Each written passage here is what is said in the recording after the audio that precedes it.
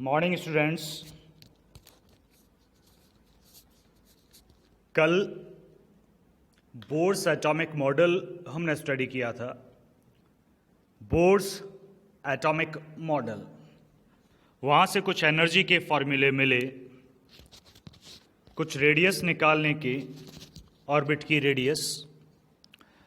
आज उसी का पार्ट है, आगे का टॉपिक नहीं है। बोर्स एटॉमिक मॉडल से ही है, लेकिन टॉपिक है आयोनाइजेशन एनर्जी। रिप्रेजेंट हम करते हैं, IE लिख देते हैं। इसका एक और नाम है आयोनाइजेशन एंथैल्पी। अब समझिएगा पहले ये होती क्या है और फिर एटम के लिए निकालेंगे कैसे। निकलेगी बोर्स मॉडल से ही। तो आयोनाइजेशन एनर्जी की पहली बात करें। मान लीजिए हमारे पास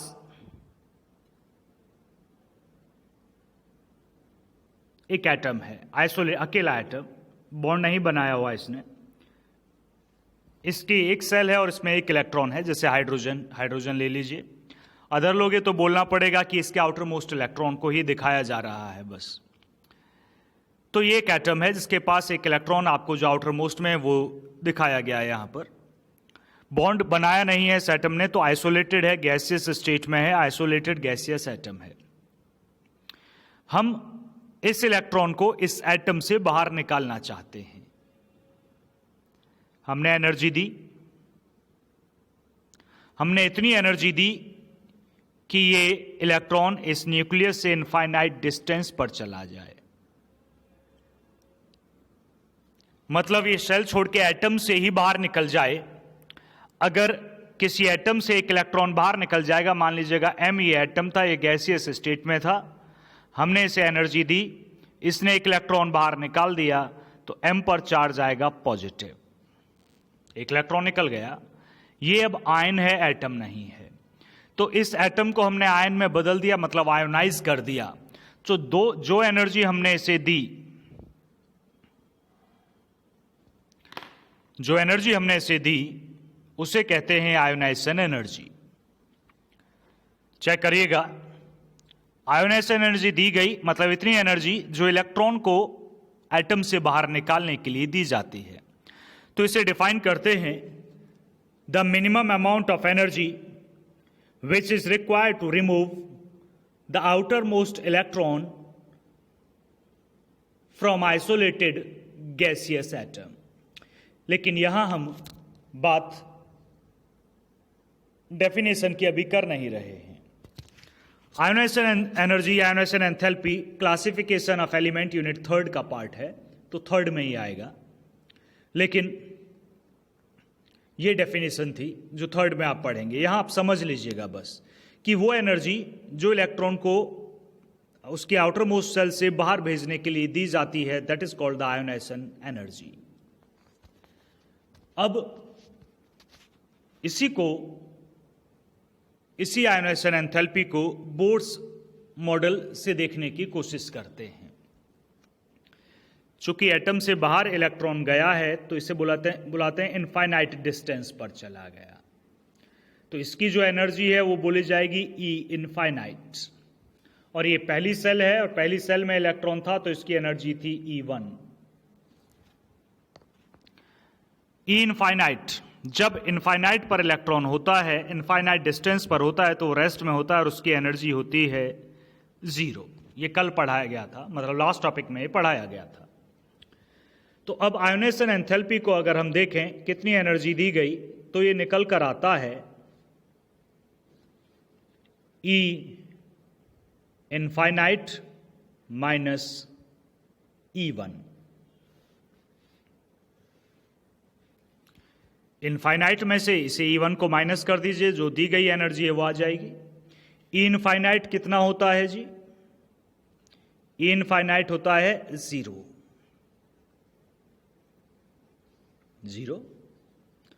तो क्वेश्चन है फिर आयोनाइजेशन एंथैल्पी हुई कितनी?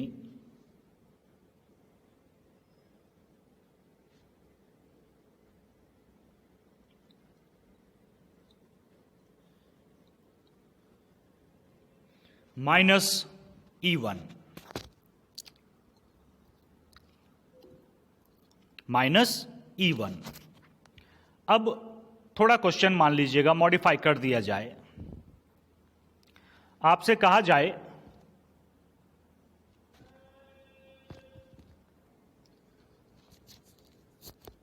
थोड़ा अगर आगे बढ़ें और एक एटम इस तरह का आपको दिया जा रहा है कि भाई ये एटम है, first shell, second shell, third shell और ये फोर्थ सेल। फोर्थ सेल में इलेक्ट्रॉन है और इसे एनर्जी दी जाए बाहर निकालने के लिए।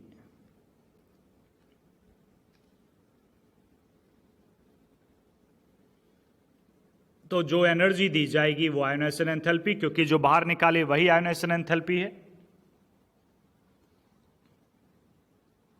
तो फिर इसका फॉर्मूला कैसे बनेगा जी? तो इसका आएगी IE equal to E infinite, अभी इलेक्ट्रॉन इनफाइनाइट पर है, माइनस पहले किस में था, 1 2 3 फोर्थ में सा था जी, तो E4, E infinite 0 minus E4,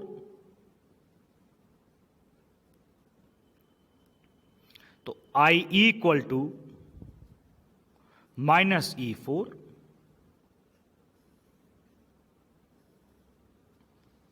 मतलब यहां ionization energy equal to negative, negative के सामने उस सेल की एनर्जी है जिसमें इलेक्ट्रॉन था या जहां से इलेक्ट्रॉन निकाला गया। वो फर्स्ट से भी निकाल सकते हैं, थर्ड से भी निकाल सकते हैं, फोर्थ से भी है। फर्स्ट है तो दिया नहीं गया होगा, बोला गया होगा कि इलेक्ट्रॉन निकाला गया हाइड्रोजन का या हाइड्रोजन जैसे एटम का, तो फर्स्ट ही है, सोचने की जरूरत नहीं है। वो कहे नहीं नहीं नहीं, थर्ड से निकाल रहे हैं तो E3 की वैल्यू लेनी है, फोर्थ से निकाल रहे हैं फोर्थ की वैल्यू लेनी है। तो उस क्वेश्चन में आपके लिए गिवन होगा कि किस सेल से निकाला गया है। अब थोड़ा कंपैरिजन हाइड्रोजन और हाइड्रोजन जैसे सब्सटेंस के लिए भी कर ले। हाइड्रोजन और हाइड्रोजन जैसे एटम्स, हाइड्रोजन ये है सिंगल इलेक्ट्रॉन है, that is mono electronic atom या uni electronic atom. Bohr's model की अभी हम थोड़ी देर बाद लिमिटेशंस पढ़ेंगे, तो उसमें लिमिटेशन यही है कि ये मॉडल केवल उन एटम्स के लिए था जिनमें केवल एक ही इलेक्ट्रॉन होता है। दूसरा एक इलेक्ट्रॉन किस में है जी? एटम में तो नहीं, आयन में है। He एटॉमिक नंबर 2 होता है, एक इलेक्ट्रॉन बाहर निकल गया, बचा कितना? एक इलेक्ट्रॉन। लिथियम डबल पॉजिटिव के लिए भी एप्लीकेबल है, 3 इलेक्ट्रॉन थे, 2 बाहर निकल गए। तो इस एटम में जब जब क्वेश्चन पूछा गया है आपसे, या तो हाइड्रोजन बोला गया है, या तो He सिंगल पॉजिटिव बोला गया है, या तो Li डबल पॉजिटिव बोला गया है, ध्यान देते रहना। तो सिंगल इलेक्ट्रॉन वाले एटम्स को ही कंसीडर किया जाता है। अब बात करें हम आयोनाइजेशन एनर्जी, तो हम निकाल लेंगे। अब हाइड्रोजन की आयोनाइजेशन एंथैल्पी और बाकी एटम्स की आयोनाइजेशन एंथैल्पी में डिफरेंसेस क्या क्या हैं? तो मान लीजिएगा हाइड्रोजन के किसी शेल की एनर्जी दी गई है, किसी भी शेल की। तो हाइड्रोजन मान लेते हैं E1 है फॉर हाइड्रोजन, तो एनर्जी कितनी है जी? माइनस 2.18 इंटू 10 की पावर माइनस 18 अपॉन 1 का स्क्वायर। Z हाइड्रोजन का 1 है तो 1 स्क्वायर लिखने की नीड है नहीं, मतलब यही है। अब मैं कहूं हीलियम के लिए क्या है? E1 की माइनस 2.18 इंटू 10 की पावर माइनस 18, अब तो Z है Z स्क्वायर अपॉन 1 स्क्वायर, क्योंकि फर्स्ट सेल है। अब Z है, Z की वैल्यू यहां 2 है तो 2 2 जा 4 आएगा। तो जब कंपेयर करते हैं तो ये वैल्यू तो सिमिलर ही है,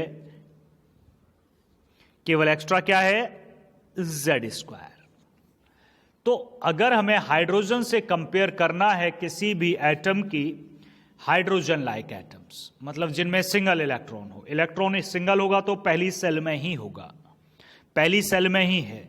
तो हम इनकी आयोनाइजेशन एंथैल्पी कंपेयर करें तो आयोनाइजेशन एंथैल्पी का जो फॉर्मूला है जो हाइड्रोजन के लिए है वो है, डायरेक्ट लिख रहा हूं मैं, ऊपर जो किया था हमने ये वाला, क्योंकि एक इलेक्ट्रॉन है तो पहले ही सेल में होगा, इसी को लिख रहा हूं मैं, -E1, सीधा सा था। अब ये जो हम पढ़ रहे हैं ये है हाइड्रोजन लाइक एटम्स। आप डायरेक्ट कर सकते हैं वैसे, लेकिन और भी सिंपल हाइड्रोजन के टर्म्स में करना हो तो उसकी हम बात कर रहे हैं। तो ये होगा equal to E1।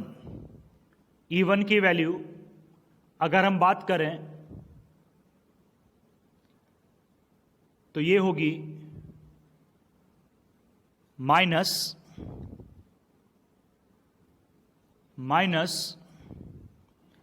Ionisation enthalpy of hydrogen into Z²।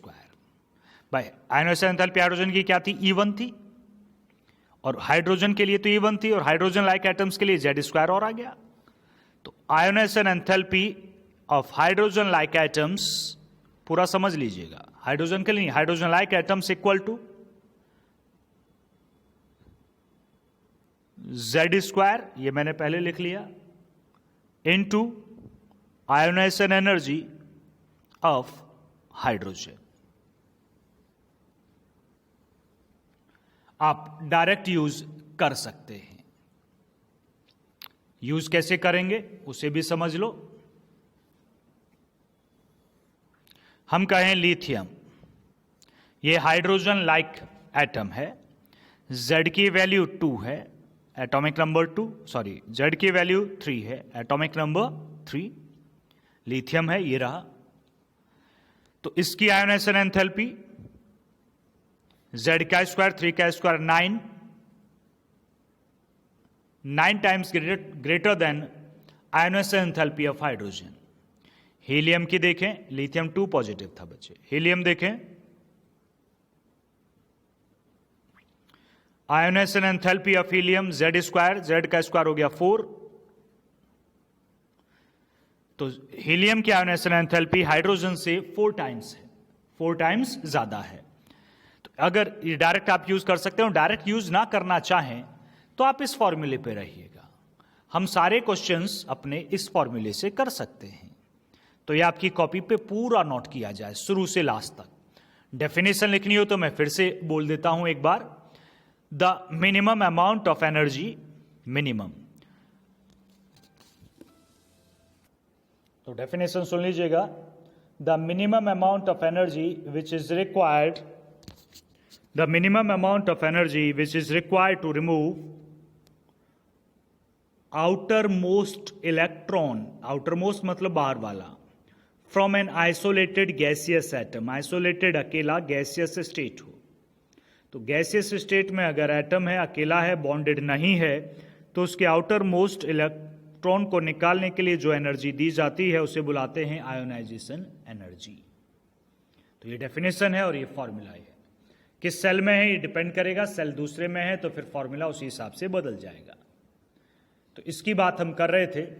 अब हम इसके कुछ क्वेश्चंस कर लें, फिर हम पढ़ेंगे drawbacks of Bohr's atomic model.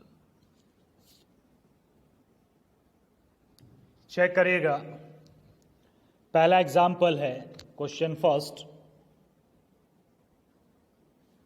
समझ लें इसे।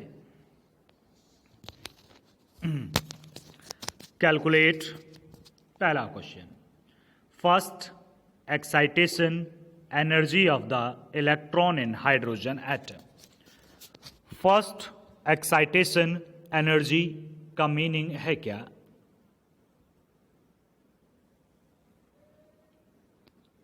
ये हाइड्रोजन है, ये फर्स्ट सेल, ये सेकंड सेल, आगे बनाने की मुझे जरूरत नहीं है। पहले सेल को बुलाते हैं ग्राउंड स्टेट और दूसरे सेल को बुलाते हैं फर्स्ट एक्साइटेड स्टेट, कल बताया था मैंने, याद हो। थर्ड सेल को बुलाते हैं सेकेंड एक्साइटेशन स्टेट। तो पहली तो ग्राउंड स्टेट है जहां इलेक्ट्रॉन अवेलेबल है हाइड्रोजन का। ये कह रहा है calculate the energy, calculate first excitation energy. First मतलब आपको इसे कहां भेजना है, सेकेंड सेल में भेजना है, सेकेंड में ट्रांसफर करना है। सेकेंड सेल को ही बोलते हैं फर्स्ट मतलब पहली बार एक्साइटेड हुआ तो फर्स्ट एक्साइटेशन एनर्जी। तो फॉर्मूला कैसे बनेगा भाई, delta E equal to E final बड़ा क्या है 2E2 माइनस E1। अब ये जो एक्साइटेशन एनर्जी निकाली जाती है आप जूल पर एटम में भी निकाल सकते हो और जूल पर मोल में भी निकाल सकते हो। मैं दोनों में निकाल देता हूं। आंसर ऑप्शन में जैसा भी हो वैसा लिखें और आपको करने के लिए आए तो किसी में भी निकालें। Delta E equal to E2 minus 2.18 into 10 की power minus 18 into Z, Z की वैल्यू 1 है, मैं लिख नहीं रहा हूं। हाइड्रोजन है तो एटॉमिक नंबर 1, तो 1 का स्क्वायर 1 हो जाएगा। भाई फॉर्मूला आपको आता हो, क्या फॉर्मूला है, E n equal to minus 2.18 into 10 की power minus 18 Z square upon n squared. ये कब है, ये जूल पर एटम में है। किलो जूल में कब है भाई, वो भी लिख लेते हैं, -1312 Z square upon n square, that is in kilo joule per mole.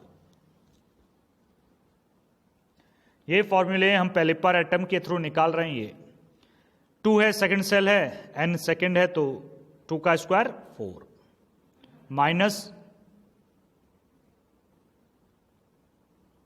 ये वाला साइन है माइनस का भी। फिर फॉर्मूला E1 ये माइनस 2.18 इंटू 10 की पावर माइनस 18, Z1 ही है और नीचे भी 1 का स्क्वायर तो 1 ही। इसमें हम प्लस का कॉमन ले लेते हैं, delta E equal to 2.18 into 10 की पावर माइनस 18 कॉमन ले लिया, वो भी प्लस का, ये माइनस माइनस प्लस का है तो ये 1 बचेगा, 1/1 मतलब 1 ही है। प्लस का है तो पहले लिख लिया, ये माइनस का बचेगा, ऊपर 1 नीचे 4, 1/4। तो डेल्टा ई एनर्जी कितनी है जी, 2.18 इंटू 10 की पावर माइनस 18। 1 में से 1/4 हटा दीजिएगा, 3/4 मल्टीप्लाई कर लीजिएगा, आपकी एनर्जी आ जाएगी जूल पर एटम। जूल पर एटम अगर आपको किलो जूल में निकालनी है, किलो जूल पर मोल में निकालनी है जी, पर एटम में नहीं निकालनी है, तो आप इसकी जगह रखिएगा ये -1312 divide by 4 minus -1312 divide by 1। इसी तरह से आप कैलकुलेट करिएगा, बल्कि कैलकुलेट करिएगा, इसे करना पड़ेगा क्योंकि जनरली जूल पर एटम में नहीं बताते एनर्जी, जूल पर मोल या किलो जूल पर मोल में बताते हैं, कंसीडर करते हैं। अगर दिया हो तो अच्छा, इसमें दिया नहीं है तो आप इस पर भी छोड़ सकते हैं, जूल पर एटम पर। अगर पर मोल में बदलनी हो तो इसे ही एवोगैड्रो नंबर से मल्टीप्लाई कर दो तो ये बदल जाएगा पर मोल में। अब आते हैं ionisation energy of hydrogen atom. अब आयोनेशन एनर्जी निकालनी है। अब समझिएगा, एटम है आपके पास,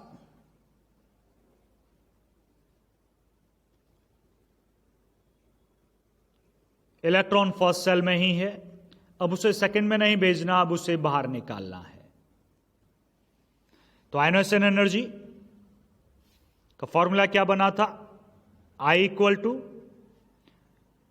E infinite minus E1। E infinite पर है इलेक्ट्रॉन यहां पर, और ये E1, तो इसकी एनर्जी माइनस इसकी एनर्जी, जैसे उसमें किया।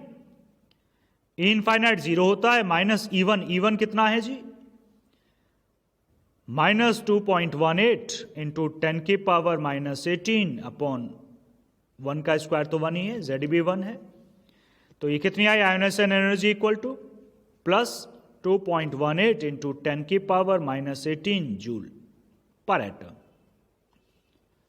पर मोल में निकालोगे तो मैं डायरेक्ट ही लिख देता हूं, आयोनाइजेशन एनर्जी इन पर मोल 1312 किलोजूल पर मोल।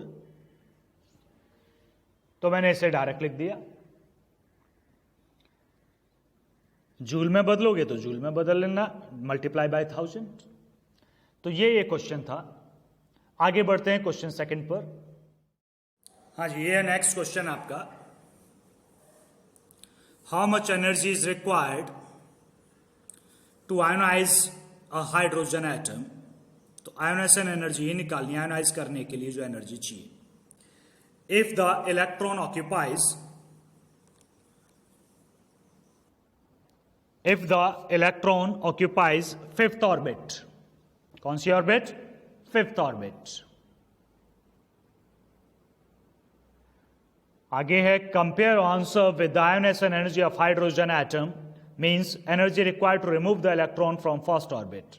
अब समझ लें, पहले आपको निकालनी है पहले क्वेश्चन में कि इलेक्ट्रॉन फिफ्थ ऑर्बिट में उसे बाहर पहुंचाना है।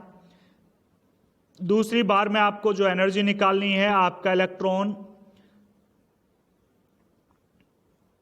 फर्स्ट ऑर्बिट में इसे बाहर पहुंचाना है इनफाइनाइट पर, फिर इनफाइनाइट पर, फिर दोनों एनर्जी को कंपेयर करना है कि भाई इसमें ज्यादा लगी या इसमें ज्यादा लगी। तो यहां से ज्यादा लगी होगी, डिस्टेंस ज्यादा है, यहां से कम लगी होगी। खैर कितनी कम या कितनी ज्यादा लगी ये निकालना है। तो इसका फॉर्मूला यहां होगा ionization enthalpy E infinite minus E5 fifth में था, और यहां जो फॉर्मूला होगा I equal to E infinite minus E1। ये फर्स्ट से निकला, वो फिफ्थ से निकला। तो कंपेयर भी दोनों को साथ साथ करेंगे। पहले है how much energy is required to ionise a hydrogen atom if the electron occupies fifth orbit, ये फिफ्थ है यहां पर। Compare your answer with ionisation energy of hydrogen atom, मतलब energy required to remove the electron from n equal to first. तो सीधा सीधा समझिएगा, ionisation enthalpy hydrogen atom की निकालनी अगर उसका इलेक्ट्रॉन फिफ्थ ऑर्बिट में है, दूसरी उसी एटम की निकालनी आयोनाइजेशन एंथैल्पी जब इलेक्ट्रॉन फर्स्ट ऑर्बिट में है, और दोनों को कंपेयर करना है कौन सी एनर्जी ज्यादा और कितनी एनर्जी ज्यादा। तो निकालना स्टार्ट करते हैं भाई। ये भी फॉर्मूला बनेगा I equal to 0 minus E1। देखिएगा दोनों को साथ साथ लेकर ही आगे बढ़ेंगे।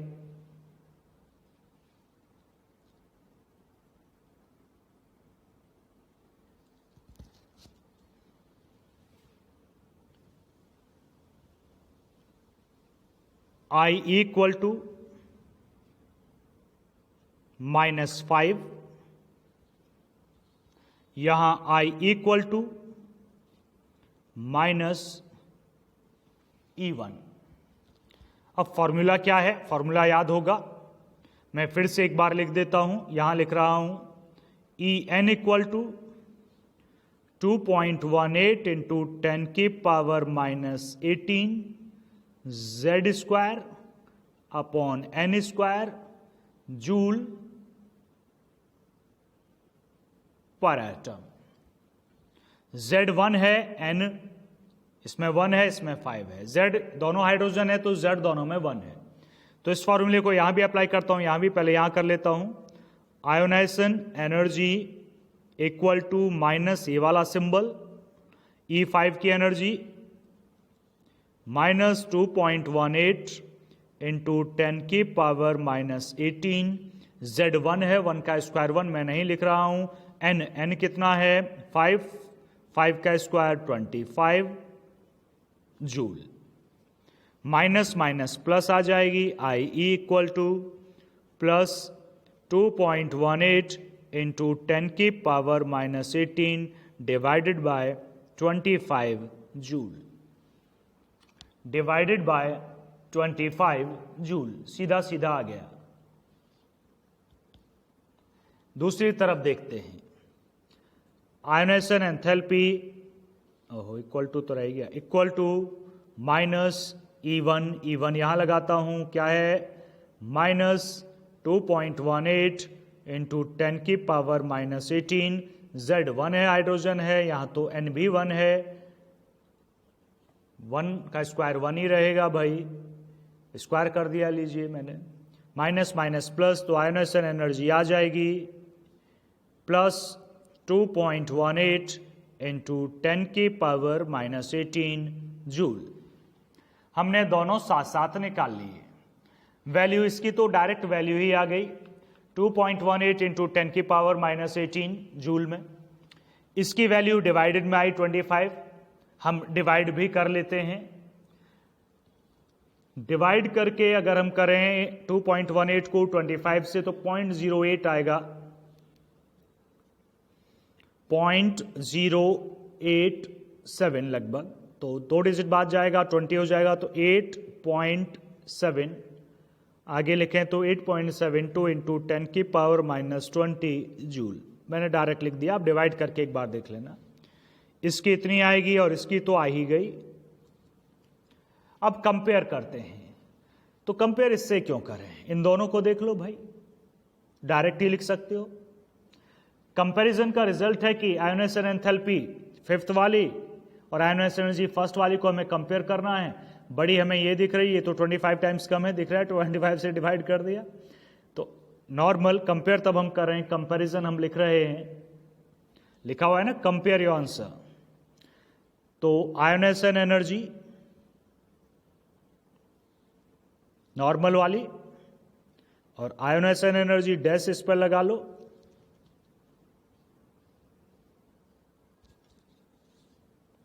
ये फिफ्थ वाली, तो ये है 2.18 इंटू 10 की पावर माइनस 18 जूल में, दोनों ही जूल में है। तो ये कितनी है, इसे मत लिखो, इसे लिखो, आसान हो जाएगा। ये कितना है जी 2.18 इंटू 10 की पावर माइनस 18 डिवाइड बाई 25। इससे ये कैंसिल, तो कितना आ गया, ये ऊपर आ जाएगा 25। तो सीधी सी बात है, ये जो एनर्जी है, ये हाइड्रोजन वाली जो सिंगम फर्स्ट ऑर्बिट से रिमूव किया है, इसे रिमूव करने में 25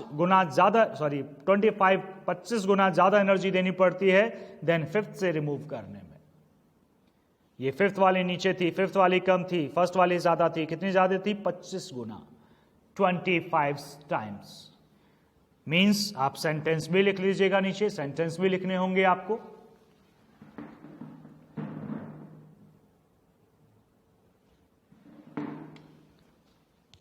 द एनर्जी रिक्वायर्ड, मैं बोल रहा हूं, लिख देना इसके नीचे, the energy required to remove electron, मैं धीरे बोल रहा हूं, लिखिएगा, the energy required to remove electron from first orbit is 25 times, 25 times than that required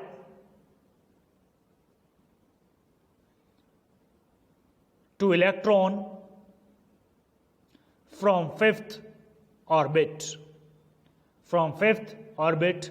ये एनसीईआरटी क्वेश्चन था, क्वेश्चन नंबर है 14th, एनसीईआरटी का ही था, चेक कर लीजिएगा, ये हो गया है।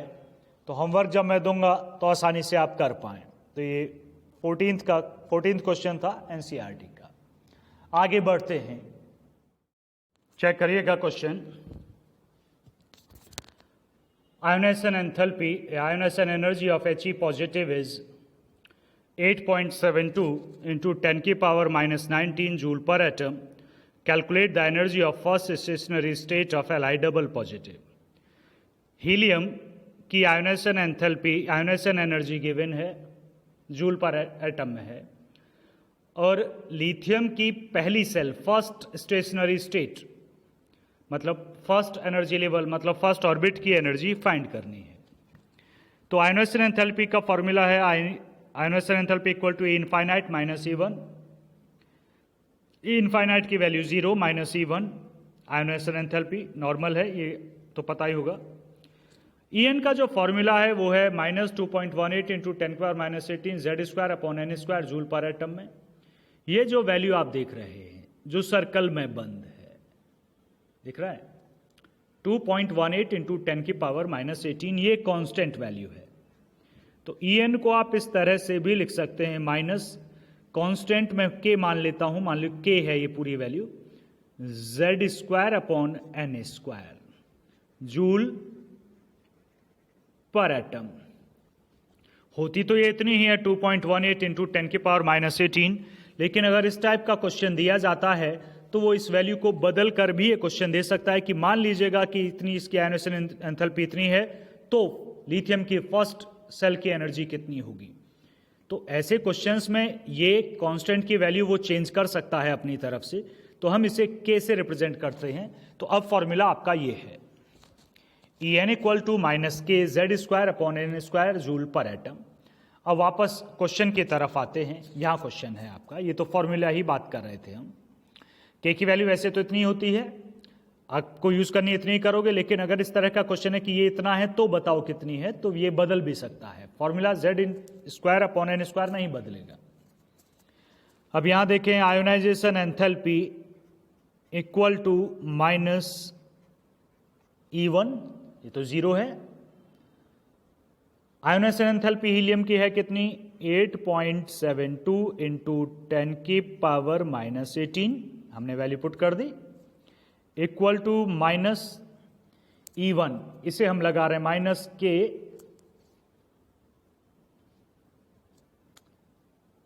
माइनस एक तो ये है, एक इस फॉर्मूले में है, तो माइनस ऐसे लगाएंगे, minus K Z square upon n square.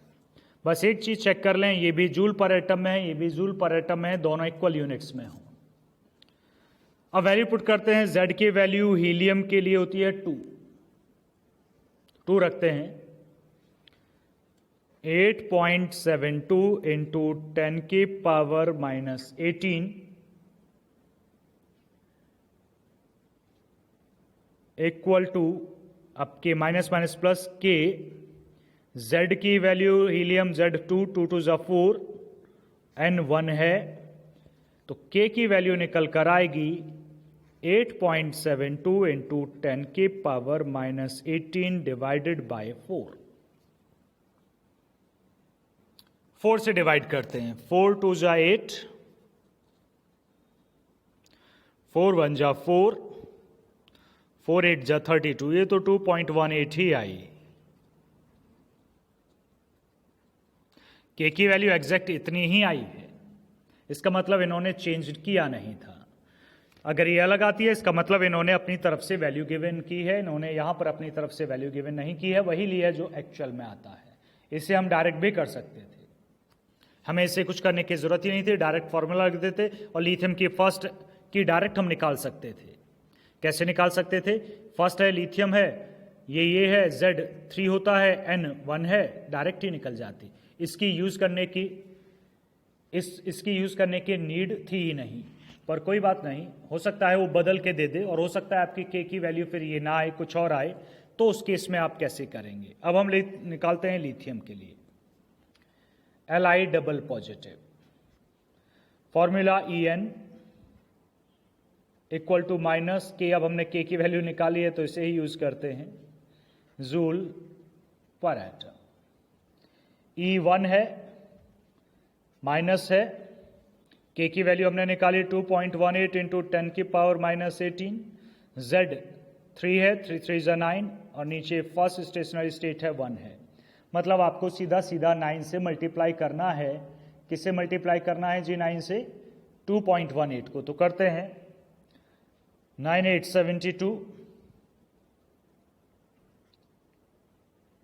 Multiply का साइन है, पॉइंट नहीं है, 6 आएगा, 9 1 जा 9, 9 और 7 16, 1 9 2 जा 18 और 1 19, 2 डिजिट बाद पॉइंट, माइनस की वैल्यू है इंटू 10 की पावर -18 जूल पर एटम। मैं फिर से लिख देता हूं, लिथियम की वैल्यू आई 19.62 इंटू 10 की पावर -18 जूल पर एटम। तो ये क्वेश्चन था। हमेशा इस तरह से के की वैल्यू अगर ये गिवन होता है ऊपर, आयोनाइजेशन एंथैल्पी इस तरह से फिर पूछी जाती है, तो क्वेश्चन ये होता है कि अगर ये है तो इसकी क्या होगी, सीधा सा, क्योंकि ये ना हो आप सीधा से क्वेश्चन पूछ जाए calculate the energy of first stationary state of lithium double positive, तो आप डायरेक्ट निकाल सकते थे, ऊपर का सेंटेंस दिया ही क्यों है? वो इसीलिए दिया है कि आप के निकालें, ये वैल्यू निकालें, वो बदल भी सकता है। बस यही बताना था इस क्वेश्चन में। अदरवाइज ऊपर वाले सेंटेंस की तो नीड है ही नहीं हमें, हम तो डायरेक्ट भी निकाल सकते थे अगर के की वैल्यू यही थी इसमें, तो डायरेक्ट ही निकल आता, इसकी नीड थी ही नहीं। तो वो इसे बदल सकता है, के की वैल्यू अपनी यूज कर सकता है, तो इसलिए ये अगर सेंटेंस गिवन है तो आप हमेशा इसी तरह के की वैल्यू निकालें। अब हम आगे बढ़ते हैं। आगे का टॉपिक है drawbacks. Drawbacks of Bohr's atomic model. समझिएगा आगे। ड्रॉबैक्स या फिर limitations of Bohr's model of atom. समझ लो लिमिटेशंस को। जितने भी हमने एक्सपेरिमेंट, हमने नहीं मतलब बोर्स ने जितने भी स्टडी किया, उसका मेन जो रूट थी वो था line spectrum of hydrogen atom. Hydrogen atom एक सिंगल इलेक्ट्रॉनिक एटम है जिसमें केवल एक इलेक्ट्रॉन होता है। तो जब बाकी अदर एटम्स की बात आई तो जो बोर्स मॉडल था या जो बोर्स ने स्टडी किया था line spectrum of hydrogen atom, उसके थ्रू तो सब सही था। लेकिन अगर वो कोई और अदर एटम लेता था जिसमें एक से ज्यादा इलेक्ट्रॉन है तो फिर स्पेक्ट्रम उस तरह का उसे मिलता नहीं था, फिर मॉडल को एक्सप्लेन करने में प्रॉब्लम आ रही थी। या हम सीधा सीधा बोलें, जो पॉइंट लिखा जाता है वो लिखा जाता है it is unable to explain line spectrum of multi electron atoms. Multi मतलब एक से ज्यादा, 2 3 4, भाई इलेक्ट्रॉन एक ही थोड़ी होता है, हाइड्रोजन में ही तो एक होता है बस। तो सीधा सीधा आप ये समझिएगा कि जो बोर्स मॉडल था वो मॉडल तो सही था, लेकिन वो केवल किसके लिए था? सिंगल इलेक्ट्रॉनिक एटम जैसे हाइड्रोजन जिसमें एक इलेक्ट्रॉन हो। आप इस मॉडल के सारे पॉइंट्स को केवल उन्हीं एटम पर अप्लाई कर सकते हैं। किन एटम पर? जिनमें केवल एक सिंगल इलेक्ट्रॉन होता है। Means it is valid only for those atoms which contains a single electron, one electronic atoms। जैसे हाइड्रोजन में तो एक है ही, हीलियम में तो 2 होते हैं, तो आपको एक बाहर निकालना पड़ेगा, तो He पर ये एप्लीकेबल नहीं है। He पॉजिटिव पर है, He सिंगल पॉजिटिव, इसमें एक इलेक्ट्रॉन है। लिथियम डबल पॉजिटिव, 3 थे, 2 बाहर निकालो, अब एक है। तो देखो आपने, मैंने अभी इससे पहले क्वेश्चन करवाया था, तो He पॉजिटिव मैंने बोला, डबल पॉजिटिव मैंने बोला, ताकि इनमें एक इलेक्ट्रॉन हो सके। क्योंकि ये मॉडल बोर्ड से अगर आपको काम करना है तो ये केवल एक इलेक्ट्रॉनिक एटम के लिए ही वैलिड था एक तरह से, बाकी एटम को एक्सप्लेन नहीं कर पाता। अब बाकी एटम को एक्सप्लेन नहीं कर पाता, यही इसका सबसे बड़ा ड्रॉबैक एक ही था कि एक सिंगल इलेक्ट्रॉनिक एटम के लिए ही बनाया गया था, उसी के पर रिसर्च की गई थी, तो उसी का बन के रह गया और बाकी एटम्स को ये स्टडी एक्सप्लेन कर ही नहीं सकता था। तो एक ही ड्रॉबैक मान लीजिएगा, it is only for uni electronic atoms and it is unable to explain the atomic model of multi electronic atoms. Second पर आते हैं। इसका मॉडल स्पेक्ट्रम पर बेस्ड था बोर्स का। सेकंड है it is unable to explain Zeeman effect, inability to explain Zeeman effect. Zeeman, ZEEMAN, GTV नाम नहीं है, ज़ीमैन इफेक्ट का नाम है भाई। ज़ीमैन इफेक्ट, ज़ीमैन इफेक्ट होता है जो स्पेक्ट्रल लाइंस लाइन स्पेक्ट्रम में निकल रही थी, उन्हीं स्पेक्ट्रल लाइंस को अगर आप किसी मैग्नेटिक फील्ड में ले जाते हैं तो एक स्प्लिट लाइन ऐसे आई और जैसे ही मैग्नेटिक फील्ड में आई वैसे ही स्प्लिट हो जाती थी। मतलब एक सिंगल लाइन कई लाइंस में स्प्लिट होती थी, that is called the Zeeman effect. तो ज़ीमैन इफेक्ट एक्सप्लेन करना हो तो क्या है? The splitting of spectral lines in the magnetic field. तो ये ऐसा क्यों होता था? ये बोर्स मॉडल एक्सप्लेन नहीं कर पाया था। Next, inability to explain Stark effect. Stark effect वो क्या था? स्टार्क इफेक्ट भी सिंपल ही था, स्पेक्ट्रल लाइंस वही हैं, स्प्लिटिंग होती थी, लेकिन मैग्नेटिक नहीं, इलेक्ट्रिक फील्ड में। तो जो आपकी स्पेक्ट्रल लाइन है उसे इलेक्ट्रिक फील्ड में ले जाते हैं तो भी वो स्प्लिट हो जाती है, मतलब कई लाइंस में डिवाइड हो जाती है। मैग्नेटिक में भी ले जाते हैं तो भी कई लाइन में स्प्लिट हो जाती है। वो ऐसा क्यों करती है, इसका आंसर बोर के पास नहीं था। तो यही 3 मेन लिमिटेशंस बताई जाती हैं जिसकी वजह से बोर्स एटॉमिक मॉडल फेल हुआ। तो क्लियर होना चाहिए, बोर्स के बहुत सारे न्यूमेरिकल्स हम करते हैं, बहुत सारे बहुत सारे आते भी हैं और लिमिटेशंस हैं, मतलब ये भी फेल हो गया। अब हम एक नए मॉडल की तरफ चलेंगे, लेकिन नए मॉडल की तरफ चलेंगे तो लेकिन जैसे पहले इसमें हमने पढ़े डेवलपमेंट्स, उसमें भी डेवलपमेंट्स पढ़ने पड़ेंगे। वो भी एक बड़ा मॉडल है। पूरा मॉडल तो आपकी बुक में वो है भी नहीं। पूरा मॉडल देंगे तो जैसी आपकी एक बुक है, इतनी बड़ी बुक और लानी पड़ेगी क्वांटम मैकेनिक्स की या वेव मैकेनिक्स की। तो मॉडल वो पूरा तो नहीं है, लेकिन हाँ काफ़ी कुछ पार्ट है, तो वो आपको समझ आ जाएगा, इतना पार्ट ज़रूर गिवन है। तो आज हम यहीं तक टॉपिक को बढ़ाएंगे और कुछ क्वेश्चंस हैं जो बोर्ड्स एटॉमिक मॉडल एनसीईआरटी के हैं वो मैं आपको देता रहा हूँ, ये आप करके रखें। और आपकी जो भी प्रॉब्लम्स आएंगी वो जब चैप्टर खत्म हो जाएगा तो एनसीईआरटी प्रॉब्लम्स ली जाएंगी, तभी हम डिस्कस करेंगे उनकी प्रॉब्लम्स को। चेक करिएगा होमवर्क, एनसीईआरटी एक्सरसाइज के क्वेश्चंस हैं ये। सेकेंड ये यूनिट है 2.13, मतलब 13th क्वेश्चन वैसे मैंने करवा दिया है, 14th क्वेश्चन भी मैंने करवा ही दिया है, 15th ये भी हो गया होगा, चेक कर लेना एक बार नया हुआ हो, 16th भी आपको करना है, 17th, 18th, 19th भी इसी बोर्ड्स मॉडल का है, बस 19 तक। तो 13 से 19 तक बोर्ड्स के क्वेश्चंस हैं, ये आप लोग करके रखें। पहले जो क्वेश्चंस थे उनमें प्रॉब्लम्स एनसीईआरटी में दे रहा हूँ रेगुलर, 67 इसमें क्वेश्चंस हैं, तो साथ के साथ करके रखें। जो क्वेश्चन में प्रॉब्लम आए उस पर क्रॉस लगा कर रखें, तब यूनिट खत्म हो जाएगी। तो हम जब क्वेश्चंस डिस्कस करेंगे तो उन प्रॉब्लम्स को आप लाइव क्लास में ही पूछें। दूसरी चीज़, लाइव क्लास अटेंड करना रिक्वायर्ड है भाई, कोई भी उसमें एब्सेंट ना रहे किसी भी कंडीशन में। तो इतना ही था आज का टॉपिक।